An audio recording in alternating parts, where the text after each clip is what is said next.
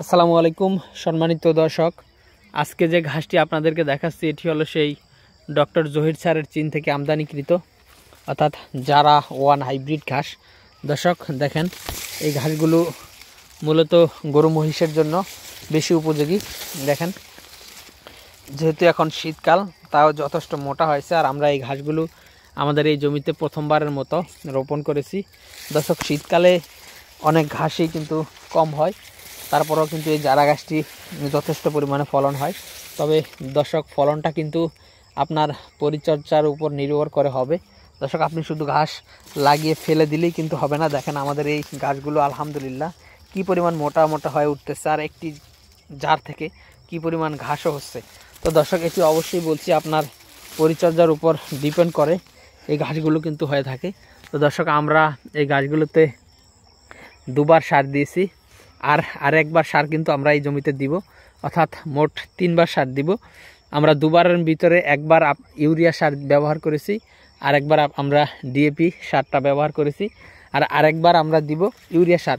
দর্শক, ইউরিয়া সারটা দিলে হয় কি, তাড়াতাড়ি আপনার ঘাসটা লম্বা হয়, আর তাড়াতাড়ি আপনি গরু ছাগলকে কেটে খাওয়াতে পারবেন। দর্শক দেখেন, এই বর্তমানে যে ঘাসগুলো এখানে রয়েছে, এই ঘাসগুলো কিন্তু সব কচি ঘাস। দেখেন, এই কচি ঘাস কিন্তু গবাদি পশু বেশি পছন্দ করে। আর দেখেন কি পরিমাণ কচি, এই কোয়ালিটির ঘাস হলে আপনারা গরু ছাগলকে কেটে খাওয়াতে পারেন। দেখেন এখানে কি পরিমাণ ঘাস হয়েছে, খুবই মোটা মোটা হয় কিন্তু এই ঘাসগুলো হয়েছে। তো দর্শক বন্ধু, আপনি যদি এই জারা ওয়ান হাইব্রিড ঘাসগুলো আপনার জমিতে লাগান, তাহলে দেখেন এখানে কি পরিমাণ ঘাস হয়েছে। দেখেন এদিকে কি পরিমাণ আরেকটি জার। দর্শক, এই ঘাসগুলো আসলে মোবাইল দিয়ে আসলে ভিডিও করে তেমন ভালোভাবে বোঝানো আসলে সম্ভব হয় না।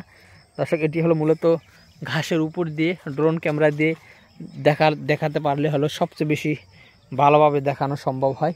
তো দর্শক, আপনি যদি এই জারা ওয়ান হাইব্রিড ঘাসের হাই কোয়ালিটি এবং পরিপক্ক কাটিং সংগ্রহ করতে চান, তাহলে অবশ্যই আমাদের স্ক্রিনে দেওয়া নম্বরে আমাদের সাথে যোগাযোগ করবেন। আমরা 100% গ্যারান্টি সহকারে জার্মিনেশনের 100% গ্যারান্টি দিয়ে কিন্তু এই ঝাড়া ঘাসের কাটিং বিক্রি করে থাকি। তো দর্শক, আজকে ভিডিওটি এখানে শেষ করছি। সকলকে অসংখ্য ধন্যবাদ।